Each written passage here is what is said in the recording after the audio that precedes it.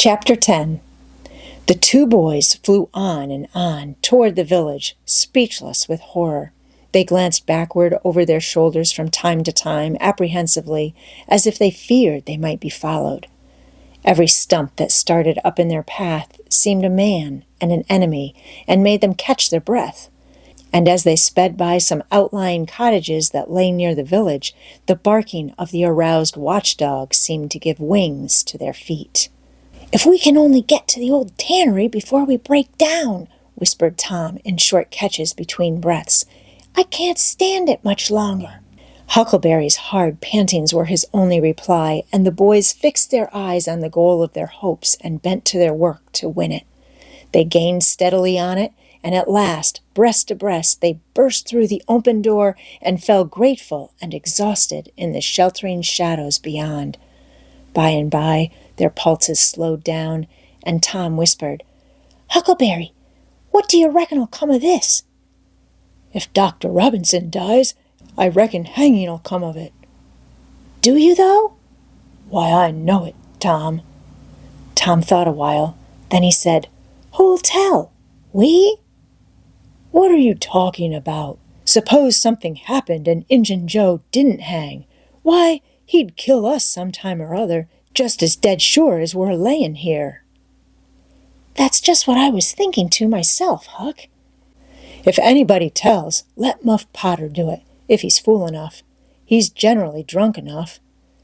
Tom said nothing, went on thinking. Presently he whispered, "Huck, Muff Potter don't know it. How can he tell?" "What's the reason he don't know it?" "Because he'd just got that whack when Injun Joe done it. Do you reckon he could see anything? Do you reckon he'd knowed anything?" "By hokey, that's so, Tom. And besides, look-a-here, maybe that whack done for him." "No, 'tain't likely, Tom. He had liquor in him, I could see that, and besides, he always has. Well, when Pap's full, you might take and belt him over the head with a church, and you couldn't faze him. He says so his own self. So it's the same with Muff Potter, of course. But if a man was dead sober, I reckon maybe that whack might fetch him. I don't know." After another reflective silence, Tom said, "Hucky, you sure you can keep Mum?" "Tom, we got to keep Mum. You know that. That Injun devil wouldn't make any more of drowning us than a couple of cats if we was to squeak 'bout this, and they didn't hang him. Now look-a-here, Tom. Let's take and swear to one another. That's what we got to do. Swear to keep Mum." "I'm agreed. It's the best thing. Would you just hold hands and swear that we—" "Oh, no, that wouldn't do for this. That's good enough for little rubbishy common things, especially with gals, 'cause they go back on you anyway and blab if they get in a huff. But there oughter be writing about a big thing like this, and blood." Tom's whole being applauded this idea. It was deep and dark and awful. The hour, the circumstances, the surroundings were in keeping with it. He picked up a clean pine shingle that lay in the moonlight, took a little fragment of red keel out of his pocket, got the moon on his work, and painfully scrawled these lines, emphasizing each slow downstroke by clamping his tongue between his teeth and letting up the pressure on the upstrokes. "Huck Finn and Tom Sawyer swears they will keep Mum about this, and they wish they may drop down dead in their tracks if they ever tell, and rot." Huckleberry was filled with admiration of Tom's facility in writing and the sublimity of his language.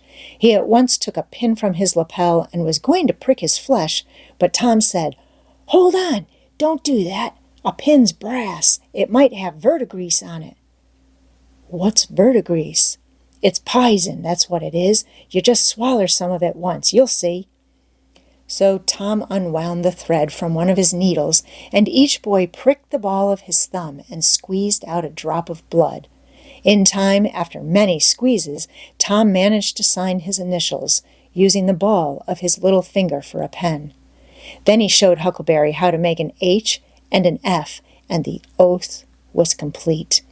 They buried the shingle close to the wall, with some dismal ceremonies and incantations, and the fetters that bound their tongues were considered to be locked and the key thrown away. A figure crept stealthily through a break in the other end of the ruined building now, but they did not notice it. "Tom," whispered Huckleberry, "does this keep us from ever telling, always?" "Of course it does. It don't make any difference what happens. We got to keep Mum. We'd drop down dead. Don't you know that?" "Yes, I reckon that's so."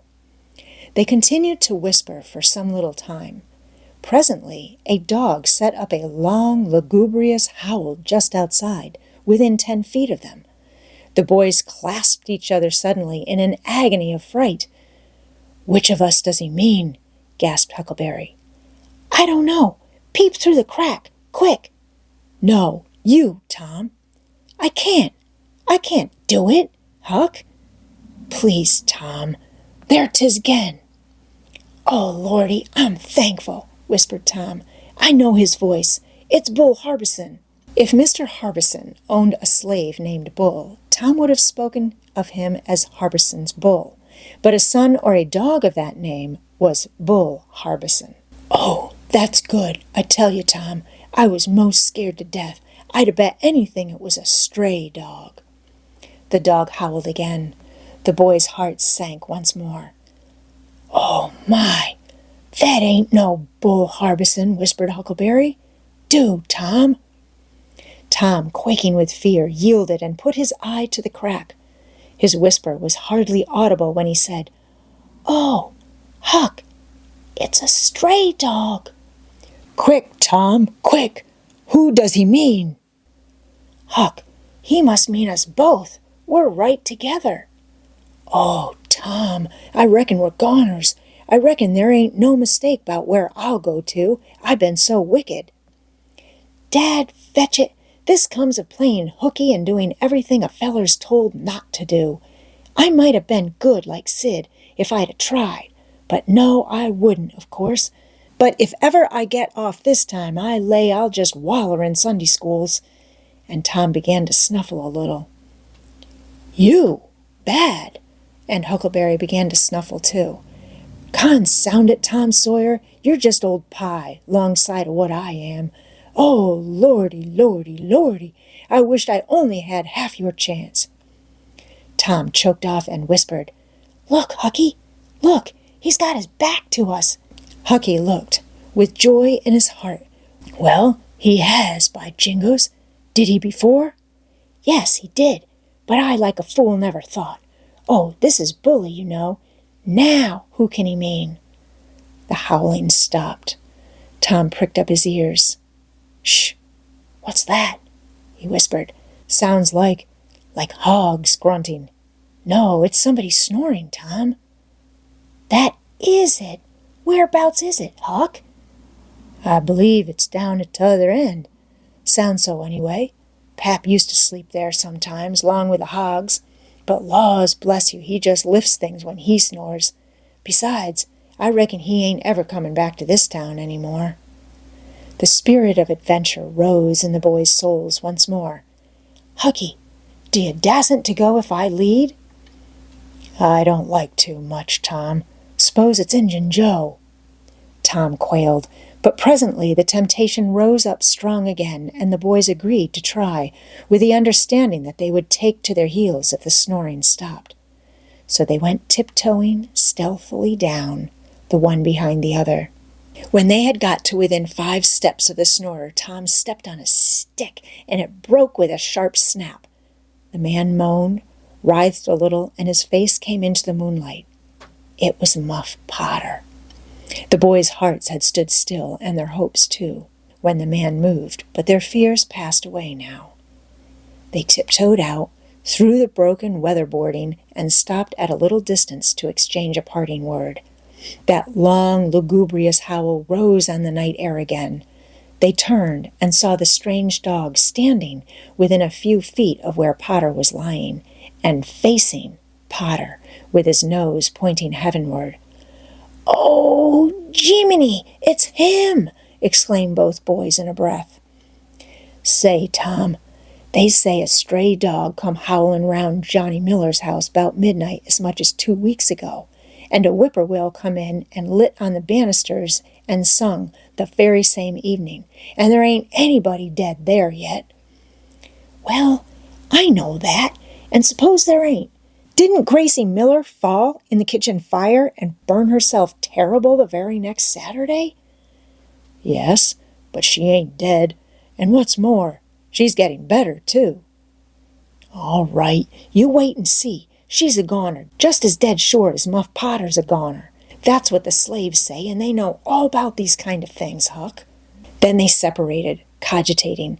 When Tom crept in at his bedroom window, the night was almost spent.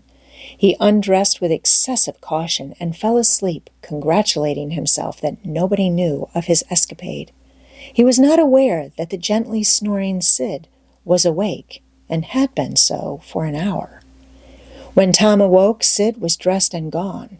There was a late look in the light, a late sense in the atmosphere. He was startled. Why had he not been called? Persecuted till he was up, as usual. The thought filled him with bodings. Within 5 minutes he was dressed and downstairs, feeling sore and drowsy. The family were still at table, but they had finished breakfast. There was no voice of rebuke, but there were averted eyes. There was a silence and an air of solemnity that struck a chill to the culprit's heart. He sat down and tried to seem gay, but it was uphill work. It roused no smile, no response, and he lapsed into silence and let his heart sink down to the depths. After breakfast, his aunt took him aside, and Tom almost brightened in the hope that he was going to be flogged, but it was not so. His aunt wept over him and asked him how he could go and break her old heart so, and finally told him to go on and ruin himself and bring her gray hairs with sorrow to the grave, for it was no use for her to try any more. This was worse than 1,000 whippings, and Tom's heart was sorer now than his body.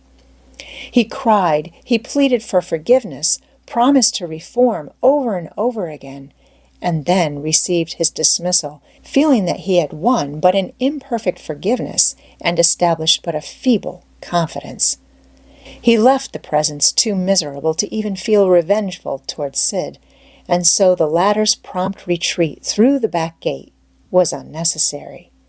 He moped to school, gloomy and sad, and took his flogging along with Joe Harper for playing hooky the day before, with the air of one whose heart was busy with heavier woes and wholly dead to trifles.